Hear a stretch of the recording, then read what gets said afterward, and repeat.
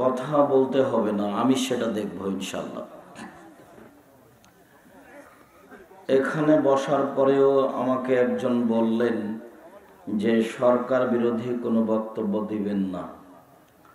আমি আসলে এত না জানা মানুষ আছে এসব এলাকায়, তা আমার জানা নেই। আপনার জেনে রাখা উচিত যে এটা আমার এই গাইবান্ধা গোবিন্দগঞ্জ সাঘাটা, আমি ছাত্র বটে, আমি শিক্ষকও বটে। মহিমাগঞ্জ থেকে আমি হাদিস তাফসিরে কামেল করেছি, মানে আমি এলাকার প্রতিষ্ঠানের ছাত্র। 8 বছর আমি জান্নাতপুর মাদ্রাসায় শিক্ষকতা করেছি, মানে আমি এলাকার শিক্ষক। সাথে সাথে আমার শ্বশুর বাড়ি গোবিন্দগঞ্জ, গাইবান্ধা, ফাঁসিতলা, জান্নাতপুর, মানে এলাকার আমি জামাই মানুষও বটে। সাথে সাথে আমার বাচ্চারা গাইবান্ধা গোবিন্দগঞ্জের ভাষাতেই কথা বলে, যদিও যারা পৃথিবীর বিভিন্ন প্রান্তে থাকে, কেউ লন্ডনে থাকে, কেউ মিশরে থাকে, কেউ সৌদি আরবে থাকে। তারা যখন এক জায়গাতে হয় বা মোবাইলে কথা বলে, তখন তারা বলে খাবো, যাবো, এইভাবে বলে। তা আমি বলি যে আব্বু, এটা তো গাইবান্ধার ভাষা। তো তারা এইভাবে গড়ে উঠেছে। গাইবান্ধা গোবিন্দগঞ্জ সাঘাটার সাথে আমার সব কিছুই জড়িয়ে আছে। আমি যদি বলি এটা আমার জন্মভূমি, তাহলে ভুল হবে না। এসব এলাকায় আমি বক্তব্য দিতে আসতে পারবো না, এটা একটা দুঃখজনক কথা। আমি 90 সাল থেকে মাঠে আছি। 90 সালে সর্বপ্রথমে আমি 88 আগস্টের 20 তারিখ রোজ বুধবার বিকাল 3টে থেকে শিক্ষক। 88 আগস্টের 20 তারিখ রোজ বুধবার বিকাল 3টে থেকে আমি শিক্ষক। 90 সাল থেকে আমি বক্তব্য দিয়ে মাঠে। দীর্ঘ 32 বছর আমি কোনোদিন অপ্রয়োজনীয় বাক্য বলিনি। দীর্ঘ 32 বছর আমি কোনোদিন কেসা কাহিনী বলিনি। দীর্ঘ 32 বছর আমি কোনোদিন সরকার বিরোধী বক্তব্য দিইনি। আপনি কেন, আপনি এই মঞ্চে এসে আমাকে বলছেন সারা পৃথিবীকে চ্যালেঞ্জ করলাম, 32 বছরের বক্তব্য খুঁজে বের করতে হবে, কোনোদিন একটা বাক্য বলেছি নাকি? আমাকে আগে চিনতে হবে। ওসি, দারোগা, এমপি, মন্ত্রীকে আমাকে হিসাব করে কথা বলতে হবে, এরকম কোনোদিন আমার জীবনে সময় আসেনি। কোনোদিন আমি কারো বিরুদ্ধে বক্তব্য দিইনি। 32 বছর আমি কোনোদিন কোনো মাযহাবের বিরুদ্ধে কথা বলিনি। 32 বছর আমি কোনোদিন মানুষের কাছে পথ খরচ পাথেও চাইনি। 32 বছর আমি কোনোদিন মানুষের কাছে আমার পরিচয় দিইনি। মানুষ যখন চাপ দিয়ে বলেছে একটু নামটা লিখবো কি বলেন তো, তখন আমি বলেছি আমার নাম আব্দুর রাজ্জাক আর আমার বাপের নাম ইউসুফ, বাপ বেটা মিলে আব্দুর রাজ্জাক বিন ইউসুফ। এর চেয়ে বেশি আমি যদি কোনোদিন বলেছি কেউ প্রমাণ করে দিতে পারে, তাহলে আমি জাতির সামনে আর কোনোদিন বক্তব্য দিব না। আমি কোনোদিন মানুষের কাছে পথ খরচ পাথেও চেয়েছি, এটা প্রমাণ হয়ে গেলে আমি জাতির সামনে বক্তব্য দেব না। আজ কেন, 32 বছর ধরে পুরো সময়টা চ্যালেঞ্জ। পুরো 32 বছরে যদি কোনোদিন কোনো মাযহাব বিরোধী বক্তব্য দিয়ে থাকে, আমি জাতির সামনে কথাই বলবো না। 1-2 দিন নয়, 2-6 মাস নয়, পুরো 32 বছরে যদি আমি কোনোদিন সরকার বিরোধী বক্তব্য দিয়ে থাকি। সরকার যারা এমপি মন্ত্রীর দায়িত্ব পালন করে, তারা তো একজন আরেকজনের বিরুদ্ধে না বললে সময় কাটে না। যারা চেয়ারম্যানে দাঁড়ায়, তারা তো একজন আরেকজনের বিরুদ্ধে কথা না বললে সময় কাটে না। আমার 32 বছর চ্যালেঞ্জ করলাম আপনাকে আমি, 1-2 দিন নয়, 1-2 বছর নয়, 32 বছরে যদি কোনোদিন সরকার বিরোধী বাক্য থাকে, আমি জাতির সামনে বক্তব্য দেব না। 2-1 দিনের কথা বলছি না, 90 সাল থেকে না এখন পর্যন্ত। সম্মানিত দিনী ভাই বোন, সাঘাটা গোবিন্দগঞ্জ আমার জন্মভূমির মতো জায়গা। আমি এখানে বক্তব্য দিতে আসতে পারবো না, মানে আপনি কোন সাহসে নিষেধ করেন? আপনার সাহস কে দিল আপনাকে? আপনি কি দেখাতে চান? পয়সাপাতি হারিয়ে যাবেন, বিদ্যে মাটিতে মিশে যাবেন। বক্তব্য, এমন কোন মায়ের বেটা আছে বাংলার মাটিতে যে বলতে পারে 32 বছর আমি কোনোদিন কারো বিরুদ্ধে বক্তব্য বলিনি? বলে না কেন কেউ? আমি তো বলছি, সব বক্তব্য ভাষা আছে, আপনি দেখেন দেখি। 32 বছর আমি কোনোদিন সরকার বিরোধী বক্তব্য দিইনি।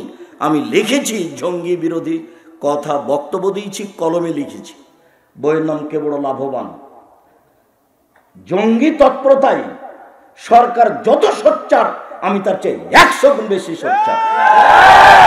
আমি কলমে যে লিখেছি, উনি হিসাব করে খাতা কলমে বিদ্যা দিয়ে খুঁজে পাবেন না। আপনি তো বহু দূরের কথা, গাইবান্ধা জেলার পরিচালক তো বহু দূরের কথা। আমার কলম লেখা আছে 2005 সালে জঙ্গি বিরোধীর তৎপরতায়।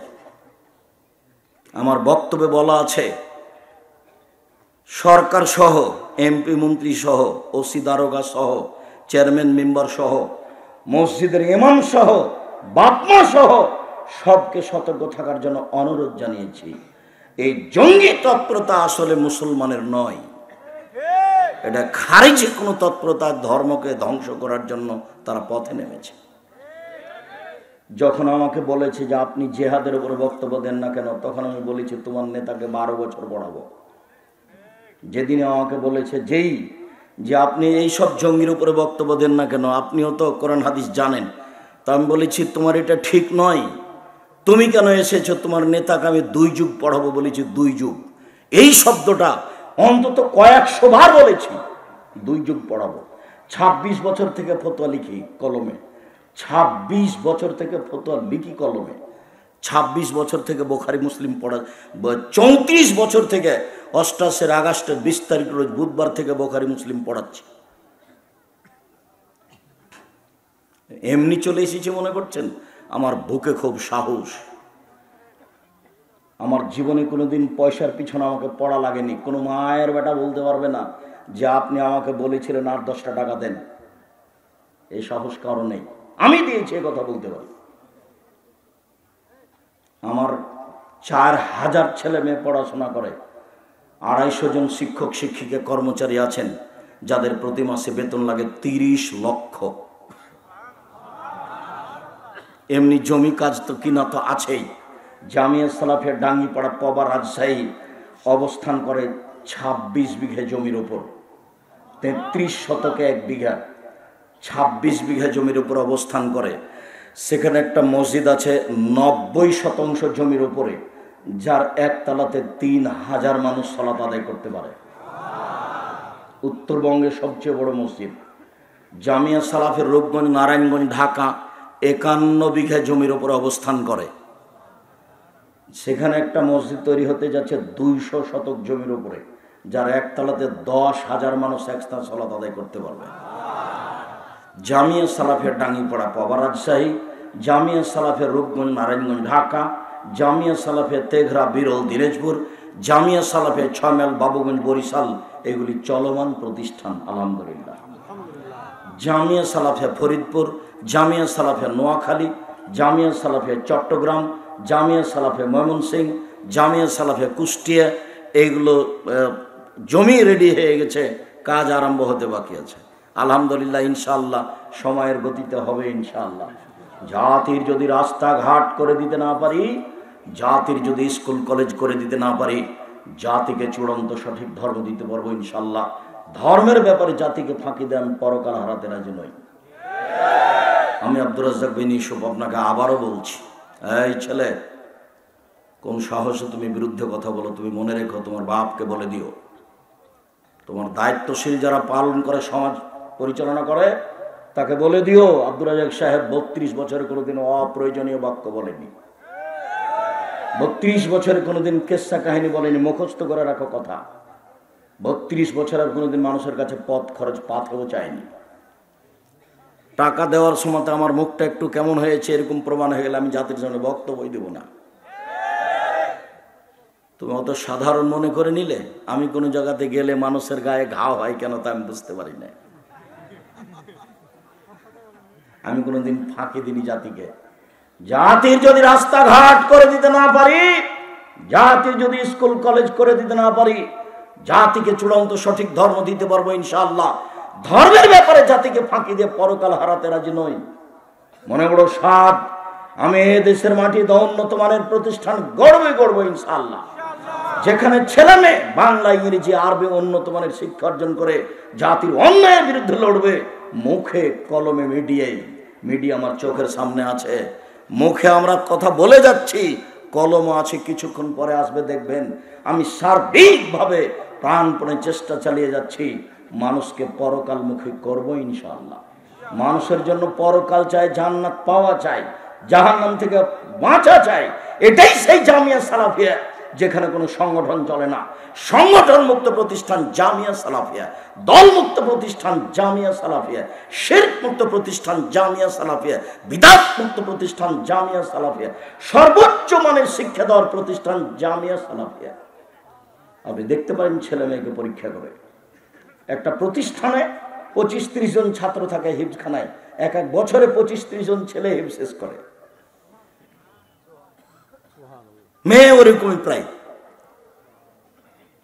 সম্মানিত দিনী ভাই বোন, আপনাকে আমি আবারও বলছি, আমি সাধারণ মানুষ। চাঁপাইনবাবগঞ্জের ভাষাতে আমি কচুর পাতার পানি। কচুর পাতার উপরে যে পানি থাকে, এটা একটু বাতাস আসলে টলমল পড়লো।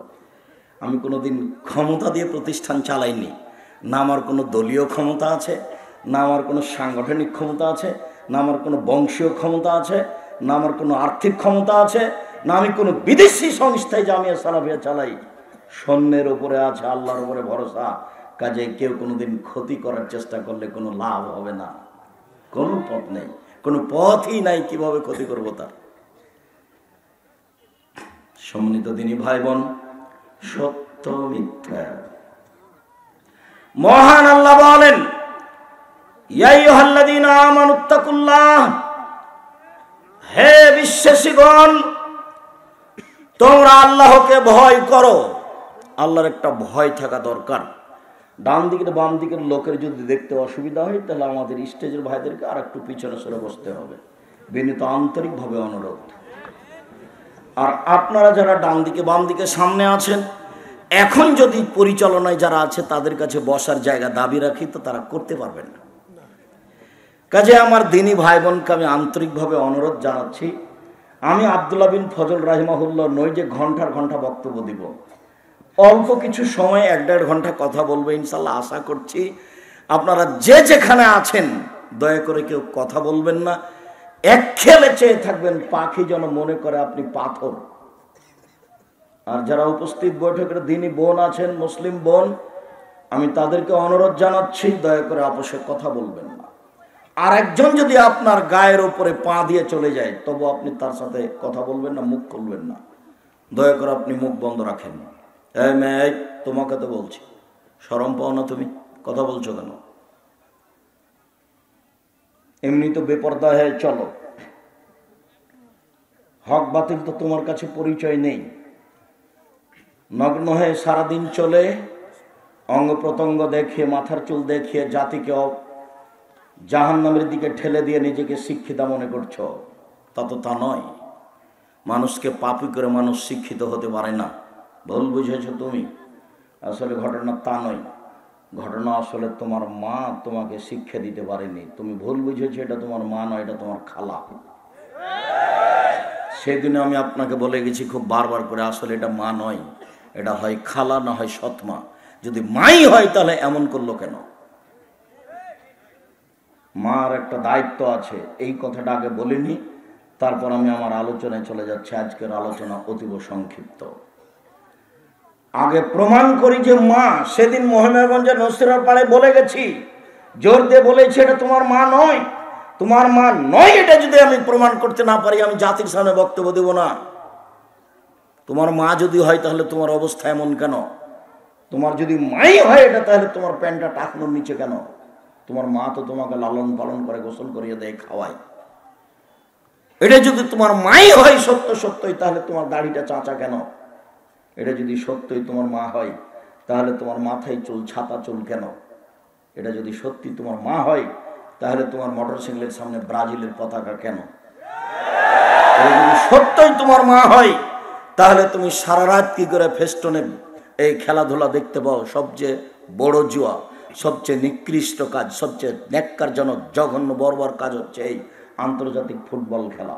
এর উপর দিয়ে আপাতত পাপই কোনো কাজ নেই। আপনি জানেন এতে 2-1 টাকা খরচ হয় না, এতে বিলিয়ন বিলিয়ন ডলার খরচ হয়, এতে ট্রিলিয়ন ট্রিলিয়ন ডলার খরচ হয়, কোটি কোটি ডলার খরচ আছে এর পিছনে। এটাই সবচেয়ে বড় জুয়া। এই খেলাতে সবাই হাততালি দেয়, যেটা ইহুদি খ্রিস্টানদের কাজ।